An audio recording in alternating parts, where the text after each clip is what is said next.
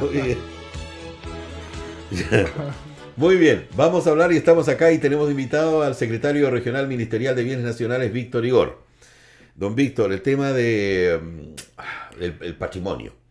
El tema patrimonial es muy interesante. Bueno, vivimos, no sé si fue a fines de julio o mayo, el Día del Patrimonio. Así es. Y tuvimos la posibilidad de recorrer algunos puntos patrimoniales que uno no siempre visita. Me tocó ir con un grupo de amigos a ver la Corte de Apelaciones, que era la primera vez que se adscribía a este programa de patrimonio, abriendo sus oficinas y mostrando todo lo que uno ve por fuera y nunca accede, ¿no?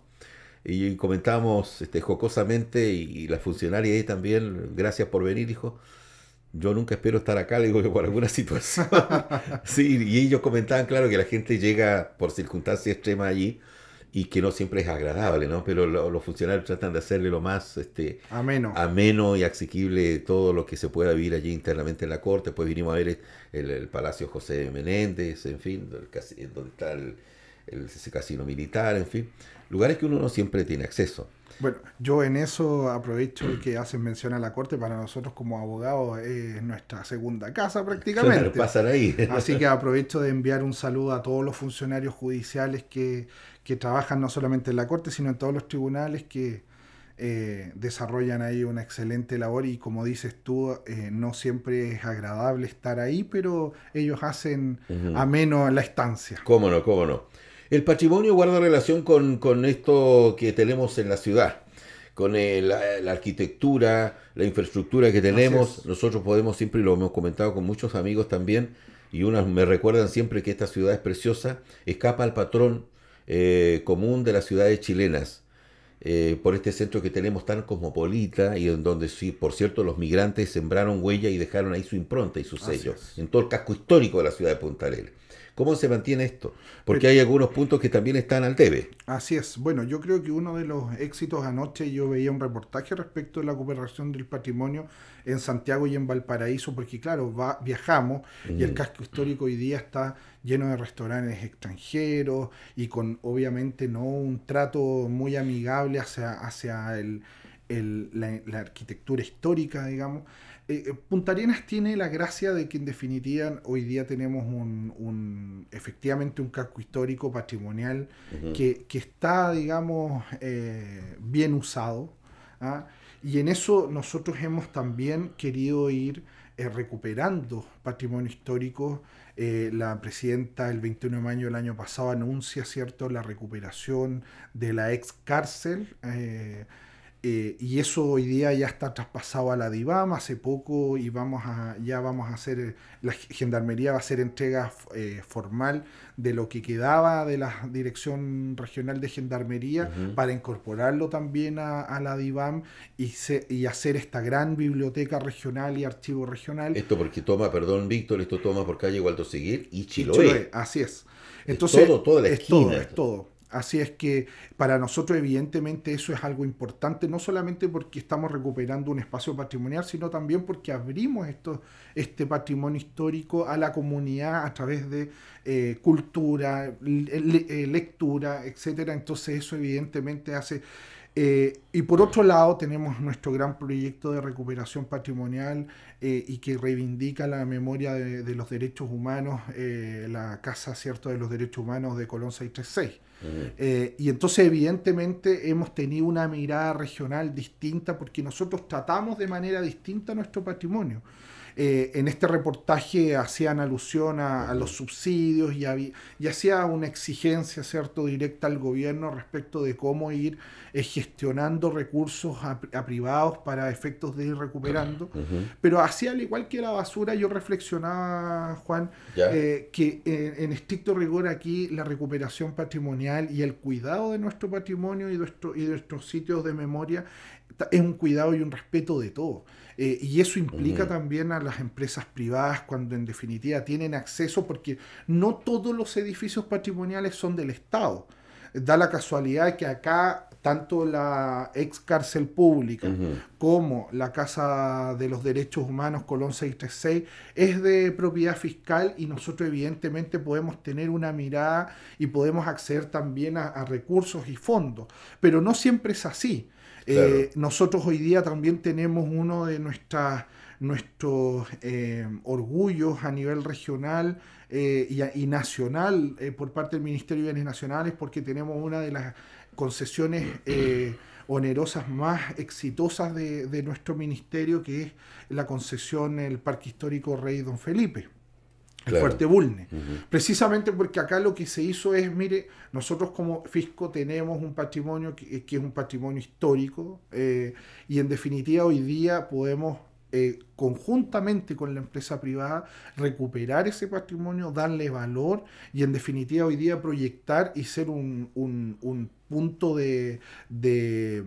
un eje turístico, ¿cierto? Y un eje de valor para nuestra ciudad de Punta Arenas.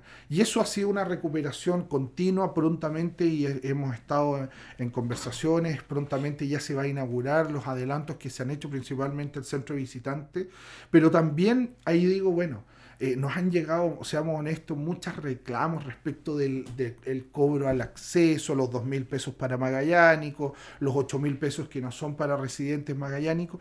Entonces, evidentemente ahí, cuando nosotros hoy día vamos al Fuerte Bulnes, recordamos un poco lo que era el Fuerte Bulnes cuando estaba en esa época concesionado a la municipalidad, que era, digámoslo, un basural. Ujú. Daba mucha pena en definitiva. Claro, después hubo un cuidador, te cobraban igual, no sé si se Ujú. acuerdan, 500 pesos para el Sí. ingreso, pero en definitiva no había ningún orden, no había ninguna limpieza y hoy día es totalmente nuevo, es un parque histórico y además ustedes saben que es muy poco frecuente que los empresarios, los privados, Ujú. se interesen en un parque histórico, en un parque patrimonial. Exacto. Y para nosotros esto ha sido súper importante, pero más importante aún es transmitir que finalmente el patrimonio y el cuidado de este es de todos.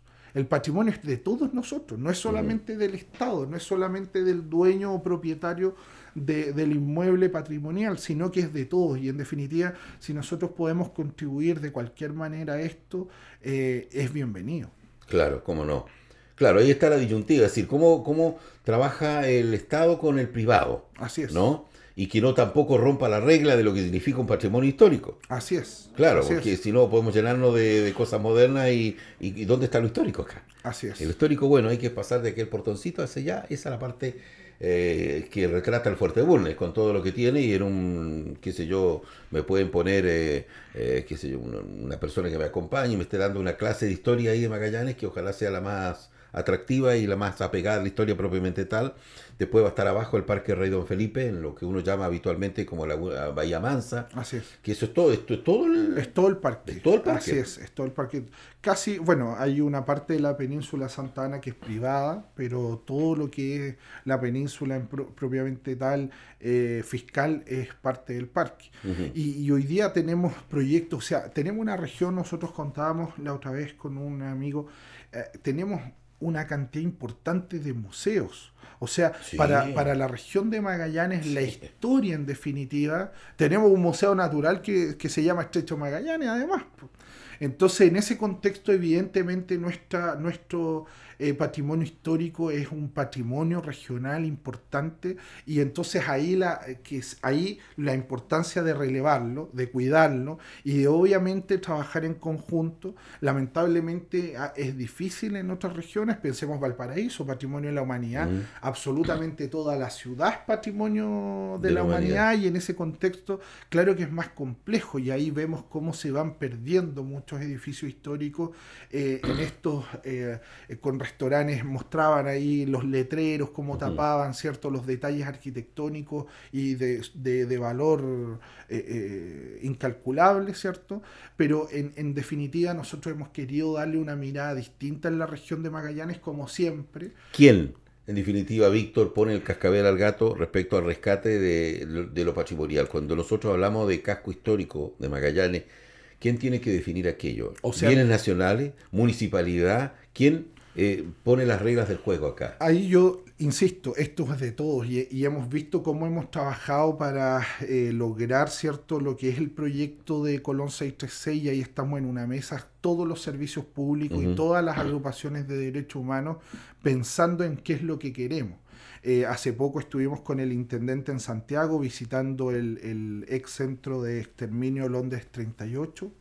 en Santiago y el Museo de la Memoria, precisamente para ir recopilando ciertas informaciones, principalmente en la gestión, porque nosotros podemos hacer la recuperación arquitectónica, pero luego viene, ¿cierto?, la administración y la gestión.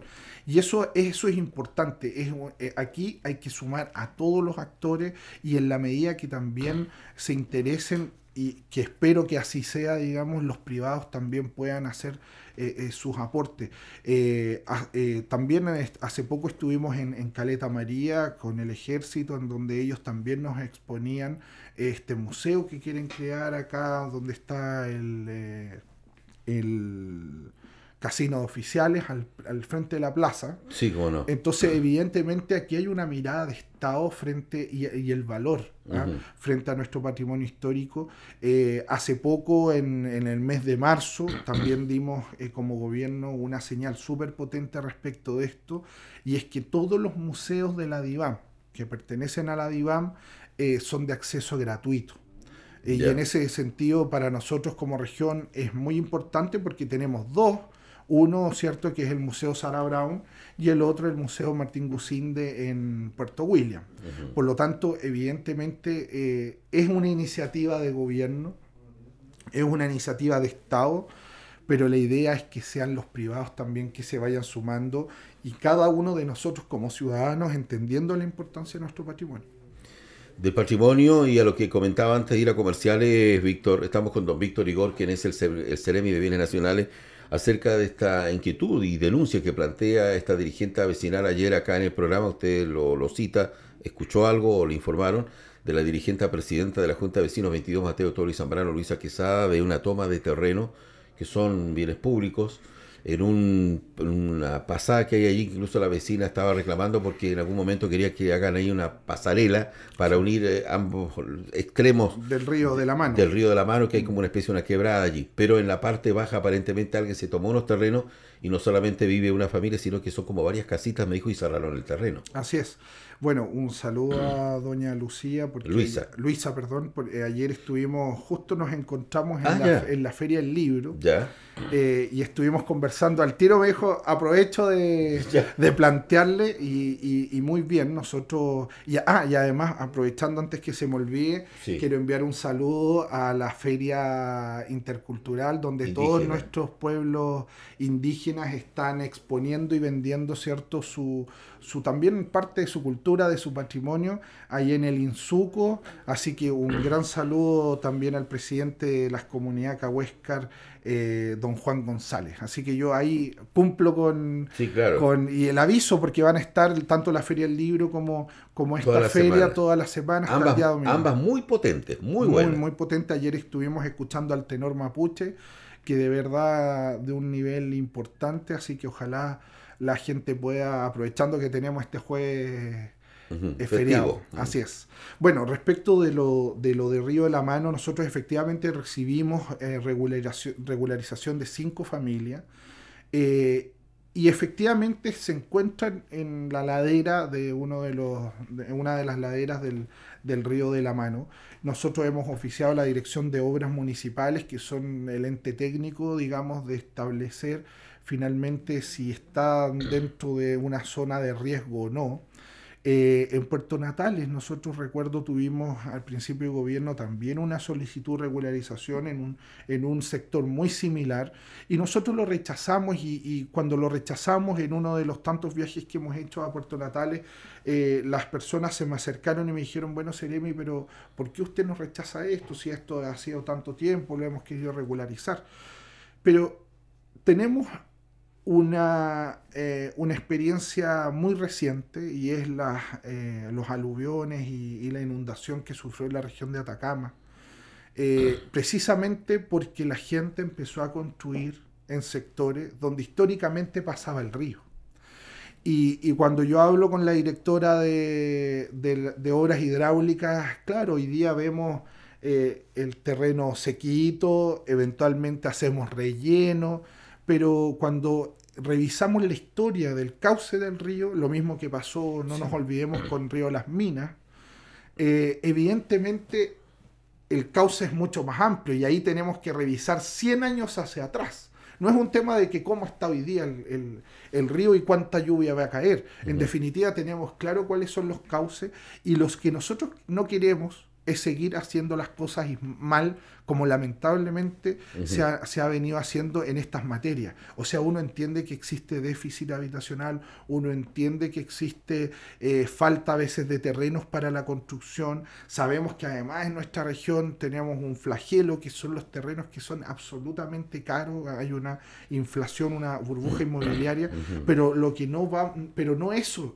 no es pretexto para que nosotros incluso le digamos, mire, ¿sabe qué? Hagámonos los lesos, construya donde sea, y en 20 años más la casa se va a ir con el río. Claro. No tiene sentido.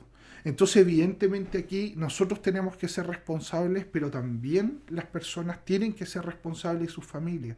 Es un tema delicado que estamos evaluando, pero que en definitiva la experiencia reciente nos indica. O sea, esto no es posible. No es posible que nosotros podamos acceder a este tipo de regularizaciones si efectivamente existe un riesgo para la vida de las familias. Ahora, ¿qué pasa cuando se sigue actuando? ¿Se sigue construyendo o cierran terreno tras lo dicho por ustedes como Seremía? No le vamos a dar la autorización porque por todos estos riesgos que implica. ¿Qué pasa ahí? Nosotros evidentemente lo que vamos a hacer y lo que estamos haciendo en algunos casos es rechazando la regularización. Pero rechazar la regularización es simplemente decirle no a un trámite. Aquí quien es el responsable de la fiscalización de las construcciones que se hagan, sobre todo en sitios de riesgo, es la Dirección de Obras Municipales. Y además ellos tienen por ley facultades incluso de solicitar la demolición, porque yo me imagino que no cuentan con los permisos municipales para construir.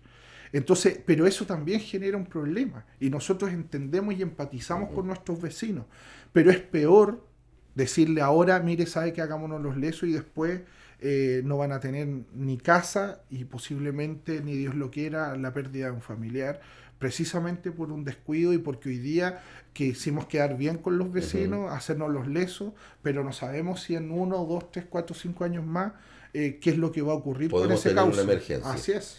Finalmente, hablábamos jocosamente, estimado Víctor, Seremi de Bienes Nacionales, respecto a dar fechas para obras. De repente uno ve a las autoridades en determinado punto de la ciudad diciendo o dando el vamos a un proyecto, y esto vamos a comenzar a trabajarlo en tal fecha. Y así le citaba yo que en el último verano, si mal no recuerdo, por febrero, o fue el año pasado, o este año, no recuerdo bien cuándo fue, pero lo vimos a usted junto a la gobernadora Pablo Fernández en Pampa Redonda. Así es. Primero viendo el tema de ensanchamiento de esos caminos, regularizando esos caminos, porque es como un terreno de nadie, eso no está dentro del radio urbano. Por lo tanto, ¿quién actúa allí?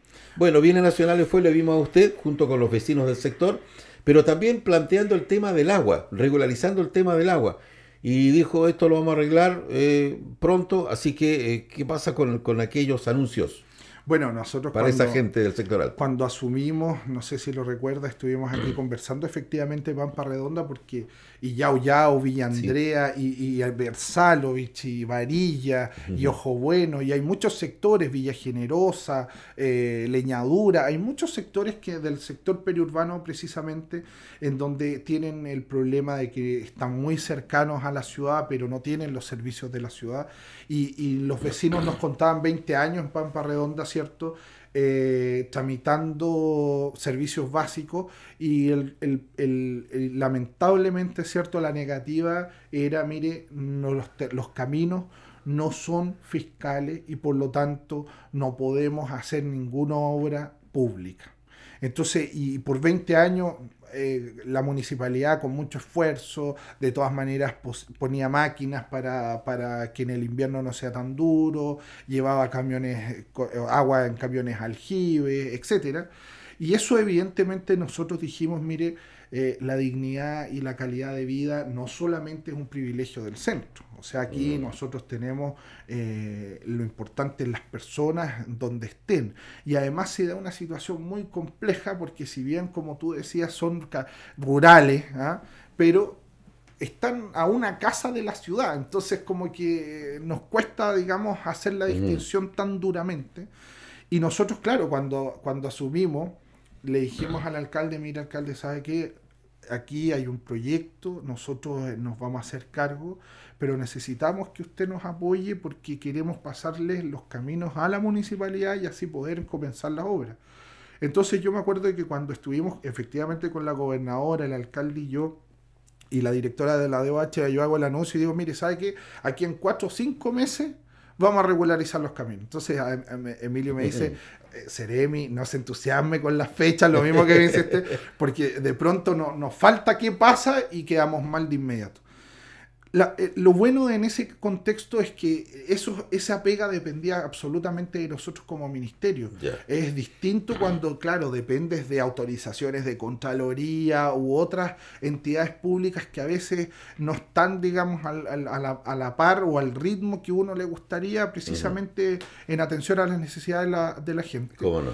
Y entonces regularizamos Pampa Redonda. El año pasado, en noviembre, hicimos el acto de entrega con el ministro de Bienes Nacionales, Víctor Osorio, y estuvimos ya hace pocas semanas atrás con el ministro Undurraga, el Seremi Ricardo Aro, la gobernadora, la Subdere, varias instituciones y organismos, y se anuncia por parte del ministro Undurraga y el Seremi Ricardo Aro que las obras respecto del agua potable rural comienzan en agosto y el mejoramiento de caminos comienzan en septiembre. Agosto, ahora este otro mes. Así es. Entonces eso para nosotros nos llena de satisfacción y orgullo porque en definitiva estamos cumpliendo a la gente en esta región. Hemos con el intendente Jorge Flies trabajado duramente, ¿cierto? Para ir dando... Primero poniendo la cara a las grandes necesidades que tienen todos y todas, pero también no solamente poniéndole el pecho a las balas, sino que trabajando duramente y con satisfacción ir cumpliendo cada una de las promesas que le hemos hecho a todos los magallánicos y magallánicas. El tiempo es implacable, mi estimado Víctor. Así como uno dice poner fecha de repente es riguroso, sí. Nosotros tenemos horarios y el horario ya está cumplido, así que yo quiero agradecerle, don Víctor, el que nos haya acompañado esta mañana para hablar de estos temas que son contingentes por lo demás. Quedó un cúmulo de otras tantas informaciones que genera la Seremía. Nos faltó hablar de un poco Tierra del Fuego, de también estas licitaciones que ustedes hicieron, que abrieron, digamos, quien quería sumarse y tener terrenos por allá por Tierra del Fuego. También algo que pasa con Villa Serrano, claro. Puerto Y varios, Natales. exacto. Pero ya tendremos posibilidad de volver a conversar. Esperemos que no pase tanto tiempo sin que nos venga a ver, o a otros espacios de la radio también puede ser. Así que gracias, Víctor, por estar y a seguir trabajando por la región. No, muchas gracias a ustedes. Siempre un agrado estar en conversación aquí en Polar en Parlamento, y un gran abrazo y saludo a todos quienes nos escuchan, y ojalá tengamos todo un lindo día. Por cierto, gracias, don Víctor, muy gentil. El Seremi, el secretario regional ministerial de Bienes Nacionales, Víctor Igor, con nosotros a esta hora de la mañana. Muy buenos días.